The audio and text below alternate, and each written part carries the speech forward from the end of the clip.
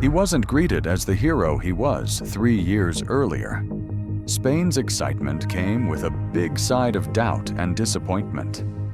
How did Spain judge Columbus's efforts after his second voyage, when he promised gold and colonies but brought back trouble and excuses? Did they see him as a visionary or a failure? Stick around, because this story of high hopes, harsh critiques, and a desperate comeback is crazier than you think. It's June 1496, and Christopher Columbus is sailing back to Spain after nearly 3 years in the Caribbean, trying to build a colony and find gold. His second voyage was supposed to prove he could deliver riches and new lands, but things went wrong. Rebellions, disease, and not enough treasure. This video is all about how Spain reacted to Columbus's efforts, from the royal court to the streets, and what it meant for his future. We're diving into the praise, the criticism, and the big question mark hanging over his new world. Columbus sold Spain on a dream of endless gold and a new trade route to Asia, but he's coming back with a mixed bag. Some gold, a lot of problems, and stories that don't quite add up. King Ferdinand and Queen Isabella are expecting results, but his colony's a mess, and his crew's complaining. Can he convince Spain he's still their guy? Or will they write him off? Let's break it down and see how Spain judged his efforts. Columbus left Spain in September 1493 with a massive fleet, 17 ships, over 1,000 men, and a mission to colonize the lands he found on his first voyage. He explored new islands, established a colony called Isabela on Hispaniola, and promised vast amounts of gold. But things went south fast. His men fought with the Taino people, disease spread, and the colony struggled with hunger and rebellion. Columbus crushed a Taino uprising, but his settlers turned against him too. Now he's sailing back on the Nina, with a few Taino captives, some gold trinkets, and exotic goods like tobacco, hoping it's enough to save his reputation. He lands in Cadiz, Spain, on June 11th, 1496. Unlike his first return in 1493, there's no big parade this time. Columbus is sick, worn out from the voyage, and the mood's different. He's got some gold nuggets and jewelry from Hispaniola, but it's nowhere near the shiploads he hyped up. He's brought back about 500 Taino captives, calling them samples of the people Spain can rule or convert. He's also got new plants like pineapples and tobacco, plus stories of new islands like Jamaica and Guadeloupe. But Spain's not dazzled. They want riches, not excuses. Let's talk about what Columbus is showing off. The gold is the big draw, but it's less than expected. He's got maybe a few pounds, mostly from Taino tribute, not the mines he promised. The Taino captives are a spectacle. People in Cadiz crowd around to see their tattoos and gold jewelry. But it's grim. Many Taino are sick, and some die soon after arriving, hit by European diseases or the shock of the journey. The tobacco and pineapples are cool, but they're not the spices, like cinnamon or pepper, that Spain's chasing for trade. Columbus is banking on his stories to make up the difference, but that's a tough sell. Columbus heads to the royal court, now in Burgos, to face Ferdinand and Isabella. He's not the confident showman he was 3 years ago. He's gaunt, dressed like a monk to show humility, and leaning hard on his religious angle. He tells the royals he's found more lands, Dominica, Jamaica, more of Cuba, and insists they're close to Asia.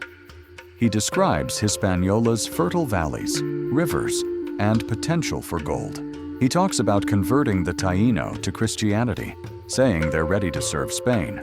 It's a polished pitch, but the court's not buying it as easily this time. The royal reaction is mixed. Isabella, who's super religious, likes the idea of spreading Christianity. She's intrigued by the Taino and Columbus's talk of new souls to save. Ferdinand, more practical, wants gold and a trade advantage over Portugal. They're impressed that Columbus set up Isabella and explored new islands, But they're not blind.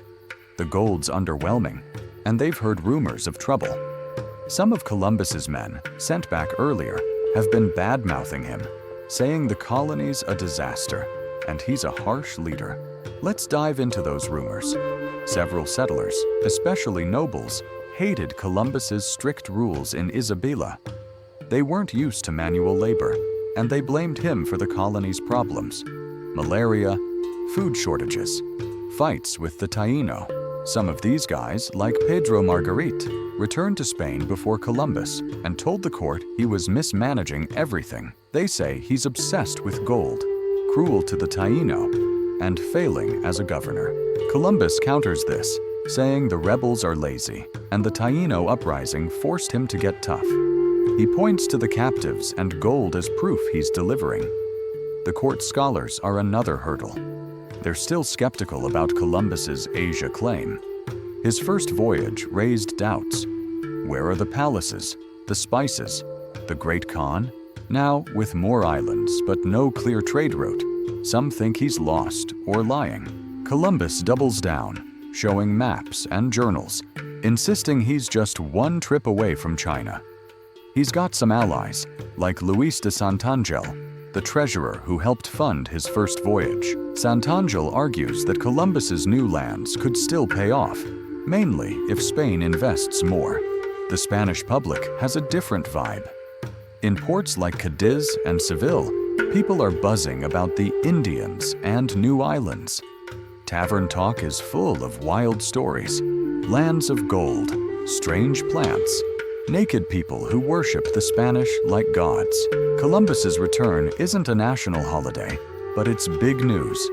Merchants are curious about trade possibilities, even if the tobacco and pineapples don't scream riches yet. Sailors are split. Some want to join Columbus's next trip. Others say it's a death trap after hearing the settlers' complaints. Ferdinand and Isabella take their time judging Columbus. They're happy he's claimed more land and set up a colony, but the lack of gold is a problem. They're also worried about Portugal, who is pushing its exploration down Africa's coast. The Treaty of Tordesillas, signed in 1494, gave Spain most of the New World, but they needed Columbus to make it worth it. They don't fire him, but they're not throwing another parade either. Instead, they start sending officials to check on Isabella, like Juan Aguado, who arrives in 1495 to investigate Columbus's leadership. The climax comes in late 1496, when Columbus faces the royals in Burgos. He's not the hero of 1493. His monk robes and tired face show the toll of the voyage. He lays out his haul: gold, captives, plants, and spins a tale of future riches. The court's impressed by his discoveries, but frustrated by the chaos. They grant him a third voyage, but with a catch. He's got to fix the colony and bring back more gold, or he's done. It's a make-or-break moment. Columbus is still in the game, but his leash is short. So, how did Spain judge Columbus's efforts? They gave him credit for new lands and a colony, but the lack of gold and stories of rebellion raised red flags. Ferdinand and Isabella saw potential but demanded results. The public was curious, the scholars were skeptical, and Columbus was caught in the middle, fighting to keep his dream alive. The big question is, what happened when he went back for his third voyage? That's where things get even messier. Columbus's second voyage showed Spain a glimpse of a new world, but it came with a reality check.